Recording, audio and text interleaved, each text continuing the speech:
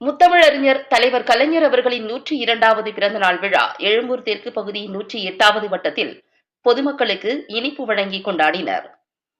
மாண்புமிகு தமிழக முதல்வர் அவர்களின் ஆணையின்படி மாண்புமிகு இந்து சமய அறநிலையத்துறை அமைச்சரும் பெருநகர வளர்ச்சி குழும ஆணைய தலைவரும் சென்னை கிழக்கு மாவட்ட கழக செயலாளருமான கே சேகர்பாபு அவர்களின் வழிகாட்டுதலோடு சென்னை கிழக்கு மாவட்டம் எழும்பூர் தெற்கு பகுதி 108வது வட்டம் சார்பில் சேத்துப்பட்டு டோபிகானா அருகே முன்னாள் முதல்வர் முத்தமிழறிஞர் தலைவர் கலைஞர் அவர்களின் 102வது பிறந்த நாளை முன்னிட்டு கழக செயல் வீரர் சிலம்பரசன் தலைமையில் பொதுமக்களுக்கு இனிப்பு வழங்குதல் மற்றும் நீர்மோர் குளிர்பானம் வழங்கும் நிகழ்ச்சி நடைபெற்றது.